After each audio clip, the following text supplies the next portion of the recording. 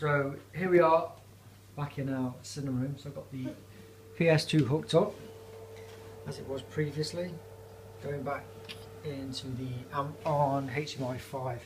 Okay, so change the settings like we did upstairs. If I scroll over to HDMI 5, okay. Moment of truth. Ta-da! There we go. Fantastic, and I think you even get sound.